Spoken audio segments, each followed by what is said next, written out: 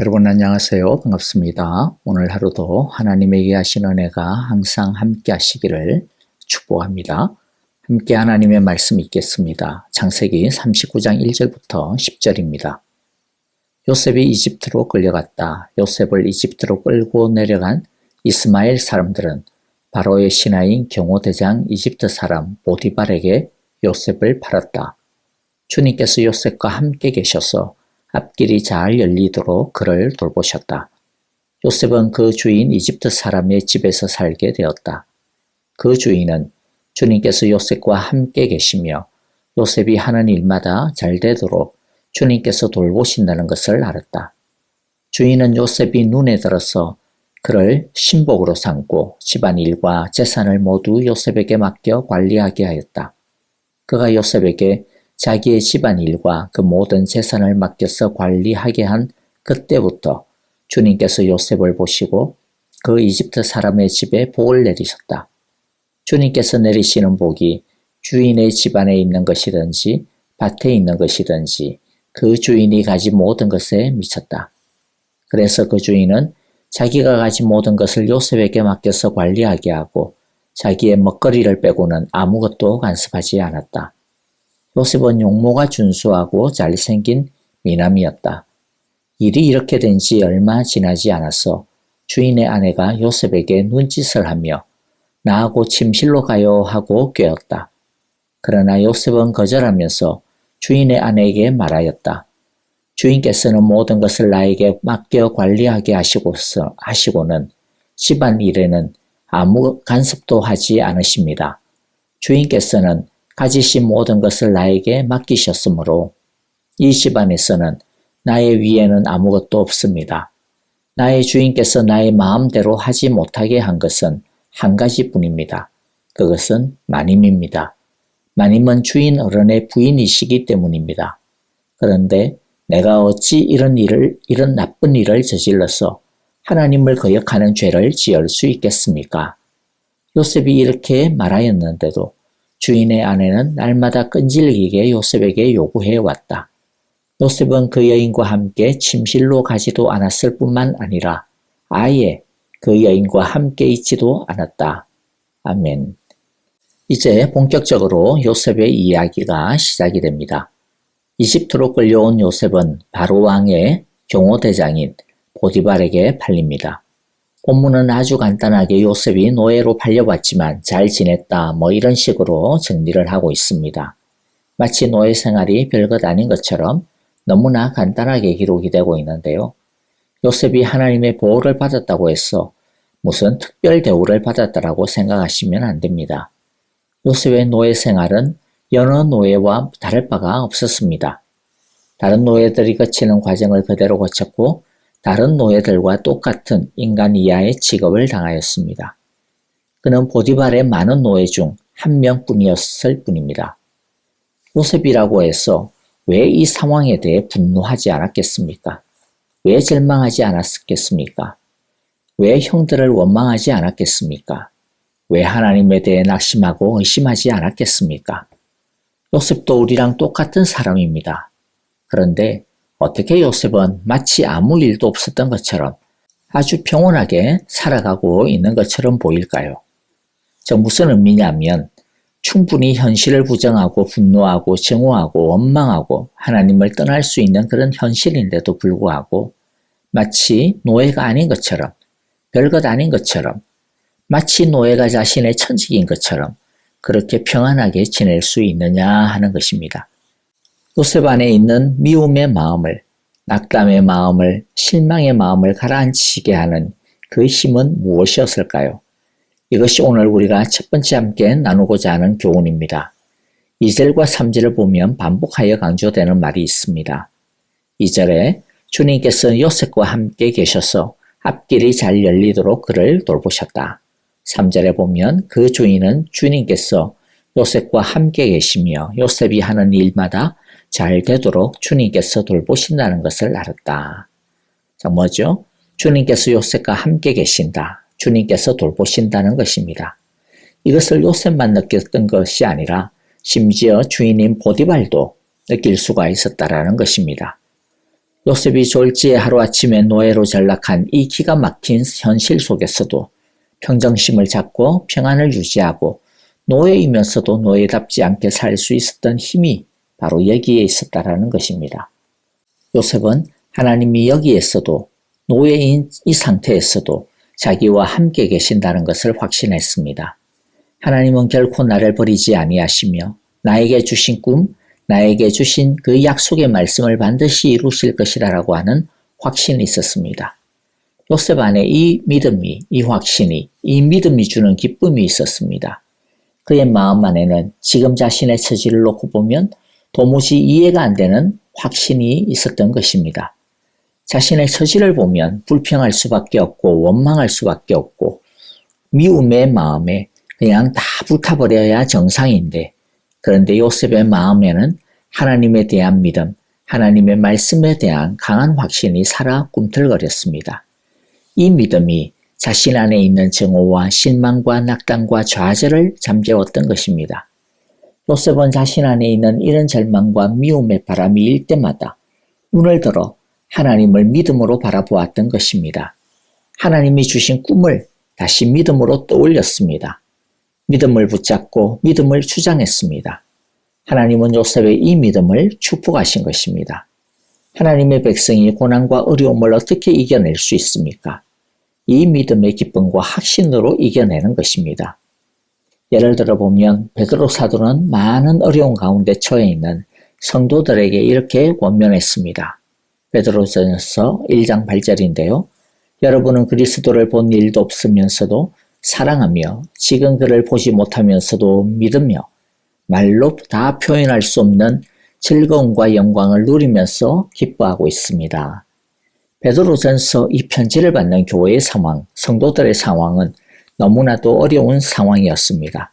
경제적으로도 어려웠고 무엇보다도 신앙 때문에 받는 핍박 때문에 어려웠습니다.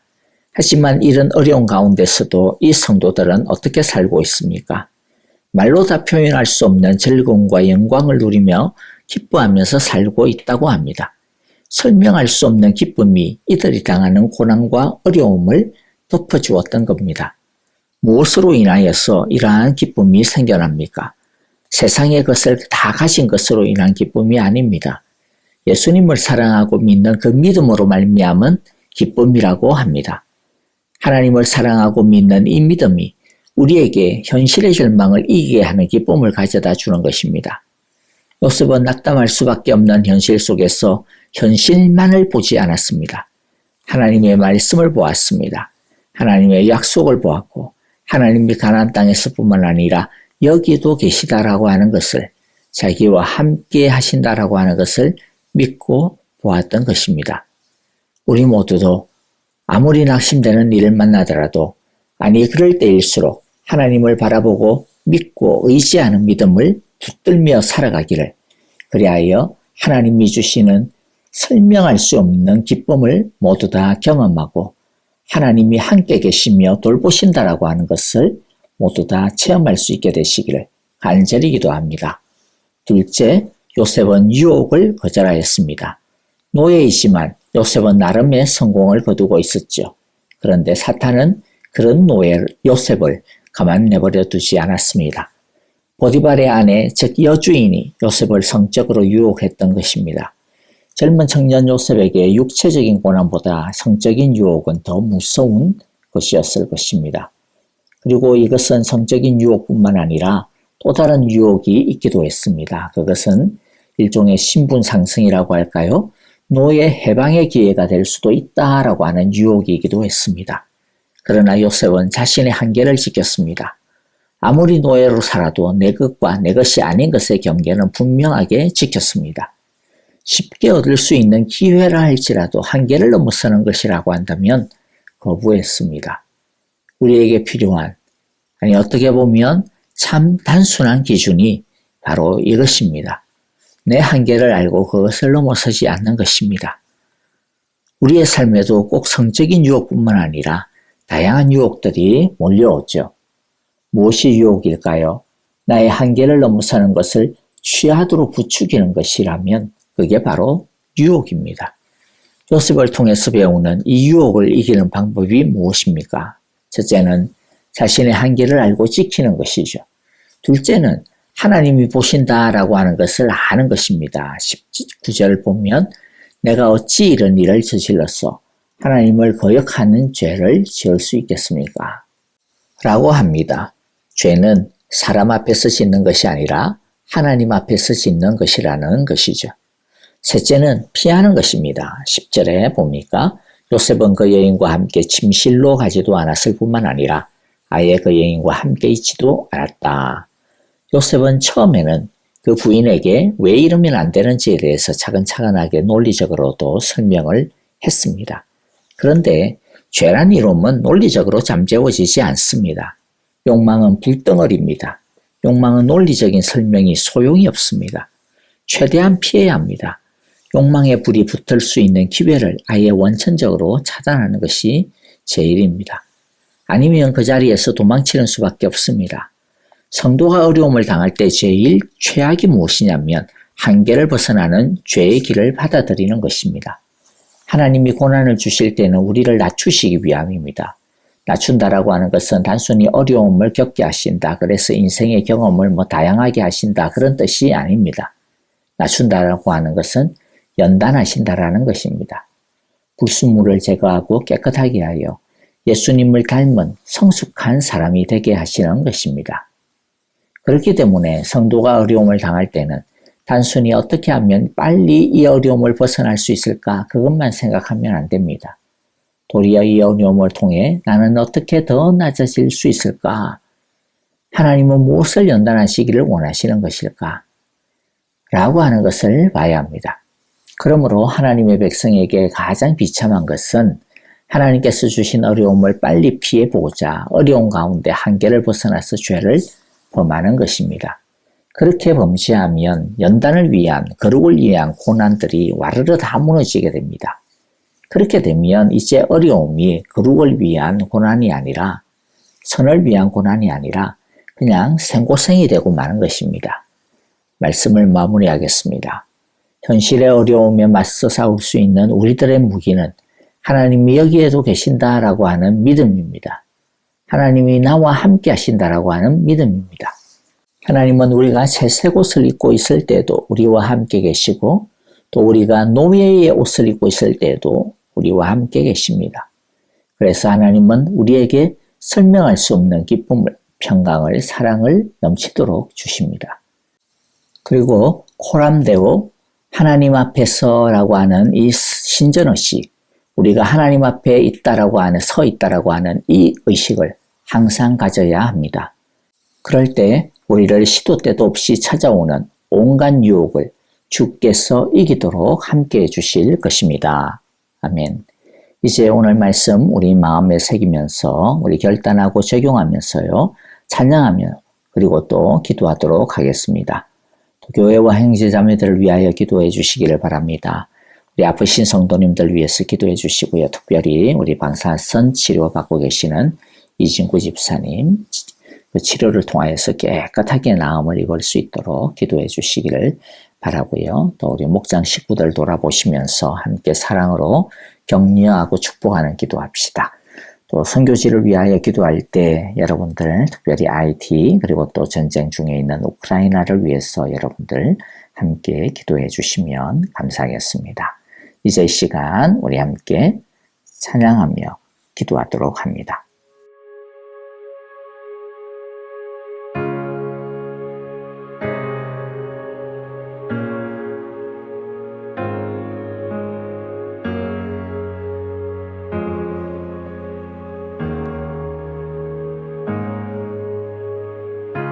주님 내 길 아시네 흔들린 그 길에도 함께해 주님 내 길 아시네 멈춰진 나의 삶에도 늘 함께해 힘이 되신 주 항상 같은 곳에서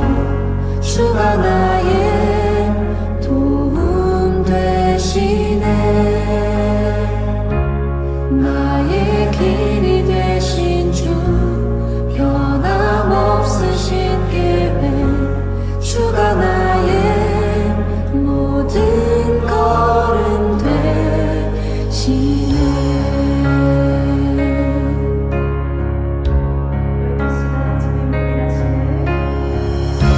주님 내 길 아시네 흔들림 그 길에도 함께해 주님 내 일 하시네 멈춰진 나의 삶에도 늘 함께 나의 힘이 되신 주 항상 같은 곳에서 주가 나의 도움 되시네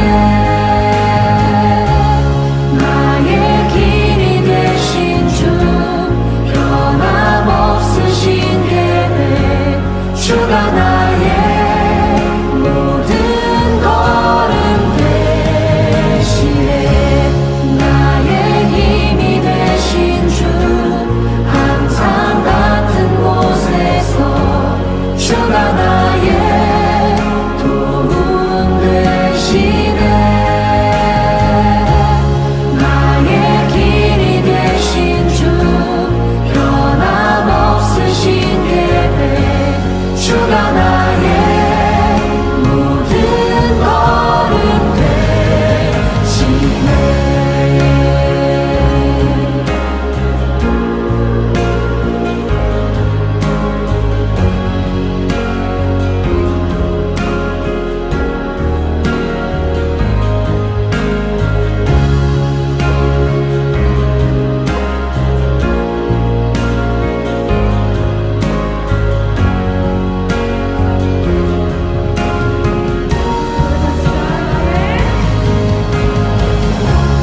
나의 힘이 되신 주 항상 같은 곳에서 주가 나의 도움 되시네 나의 길이 되신 주 변함없으신 계획 주가 나의 모든 걸음 되시네 나의 힘이 되신 주 항상 같은 곳에서 주가 나의 도움 되시네